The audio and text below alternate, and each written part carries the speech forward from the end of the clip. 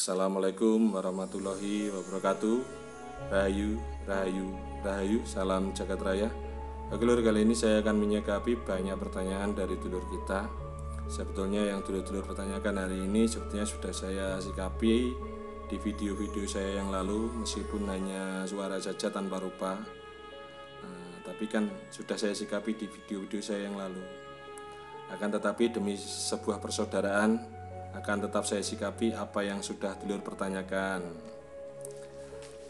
Oke lur ya, soal trah sekedar dulur ketahui, dan saya yakin dulur-dulur juga sudah mengetahui bahwasannya Satrio Piningit atau Budaangon, Torato Adil dan lain sebagainya itu memiliki banyak trah ya lur ya.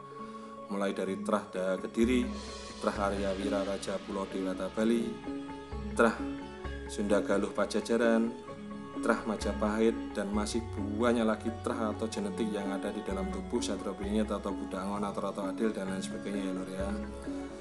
Terus soal visi misi yang jelas dulu sudah ketahui bahwasanya Satrio Piningit, Torato Adil atau Budaangon dan lain sebagainya ini kan hadir atau muncul di jagat raya ini kan atas kehendak ilahi, dan secara otomatis ya lur ya, Budaangon atau Torato Adil atau Satrio Piningit dan lain sebagainya ini nanti juga akan membawa visi misi sang ilahi. Adapun visi misi sang ilahi ini cukup banyak ya lur ya, dan ini hanya bisa saya sebutkan visi misi dasar saja ya. Yang pertama bahwasanya Satrio Piningit atau Budaangon atau Torato Adil dan lain sebagainya ini, yang pertama bagaimana caranya ingin bisa membangun hubungan baik antara manusia satu dengan manusia yang lainnya. Terus yang kedua, bagaimana caranya harus bisa membangun hubungan baik antara manusia dengan alam semesta. Terus yang ketiga, bagaimana caranya harus bisa membangun hubungan baik manusia dengan Sang Pencipta atau Allah Subhanahu wa taala. Jelas ya dulur ya.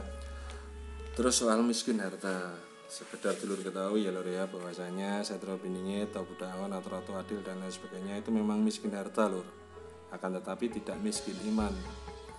Sekedar dulur ketahui ya lur ya, Satrio Piningit atau Budaangon atau Torato Adil dan lain sebagainya ini kan hidupnya selalu dipenuhi dengan kesialan yang tanpa henti, selalu dipenuhi dengan kesandung kesampar yang tanpa henti. Siapapun orangnya lur, kalau dipenuhi dengan kesandung kesampar yang tanpa henti, kesialan yang tanpa henti, saya yakin semuanya akan jatuh miskin. Tidak luput Satrio Piningit atau Budaangon atau Torato Adil dan lain sebagainya ini lur ya, karena kesandung kesampar atau kesialan yang tanpa henti membuat Satrio Piningit atau Budaangon atau Torato Adil dan lain sebagainya ini menjadi orang yang miskin harta, akan tetapi tidak miskin iman. Jelas ya dulur ya. Terus yang kedua soal lereng lawu versi kedua. Oh ya siap.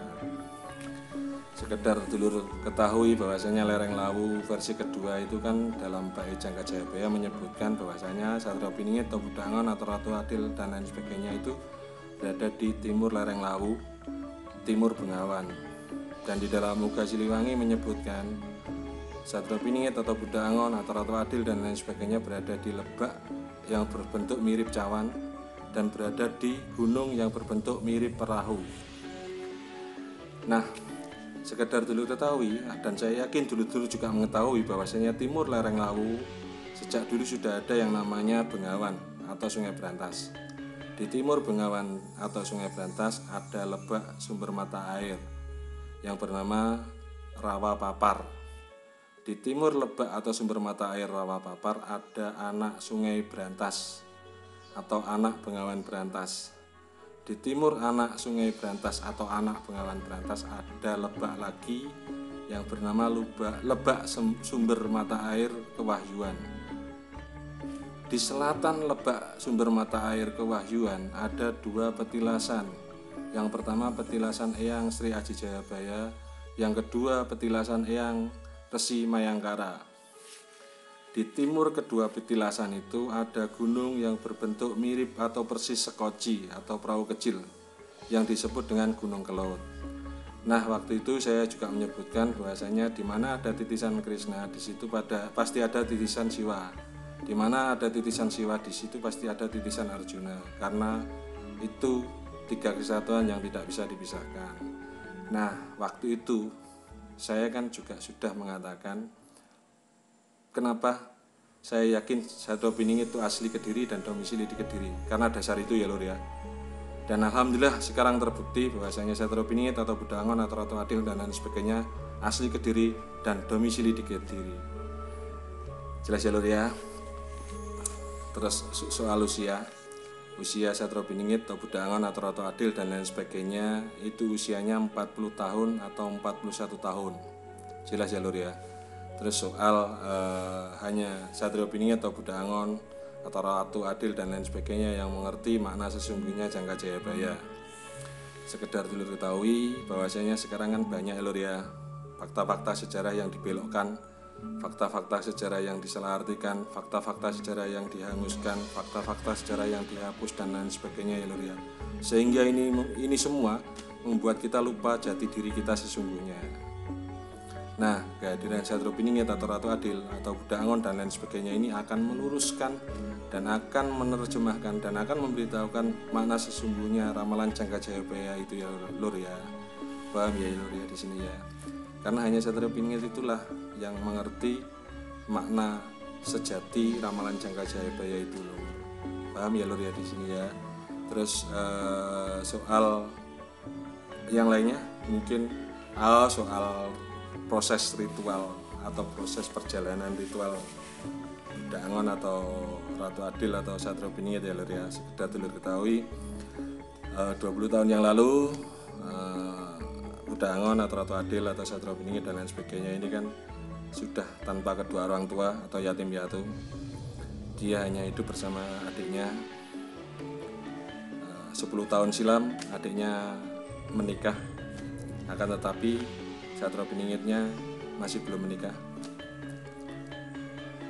Entah dalam perjalanan rumah tangga adiknya itu ada masalah apa. 4 tahun silam adiknya Satrio Piningitnya ini melakukan perceraian.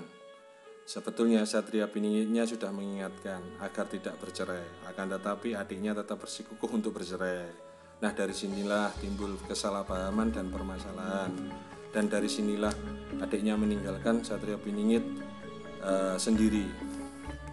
Dan sampai detik ini atau 4 tahun sudah antara Satrio Piningitnya dan adiknya tidak pernah bertemu. Jelas ya lur ya. Dan dari sini Satrio Piningitnya bekerja seadanya, dan dari hasil kerja itu dipakai untuk perjalanan spiritualnya ya lur ya. Baik dari ujung timur Pulau Jawa sampai ujung barat Pulau Jawa, ujung utara Pulau Jawa, Bawean, sampai ke ujung selatan Pulau Jawa pernah beliau singgahi ya lur ya. Pernah beliau singgahi semua itu. Para tempat-tempat petilasan para leluhur itu pernah beliau singgahi semua. Hampir semua pernah beliau kunjungi semua ya. Petilasan-petilasan para leluhur Nusantara itu hampir semuanya pernah beliau atau pernah Satrio Piningit kunjungi ya lor ya. Paham ya lor ya dari sini ya lor ya. Ya kalau sudah paham dari sini, saya akhiri cukup sekian. Saya mohon maaf apabila ada kata-kata saya yang kurang sopan, dan saya mohon maaf apabila ada kata-kata saya yang kurang berkenan. Sudilah untuk dimaafkan. Saya hanya hamba Allah yang penuh salah dan dosa. Akhir kata, wassalamualaikum warahmatullahi wabarakatuh. Rahayu, rahayu, rahayu. Salam jagat raya.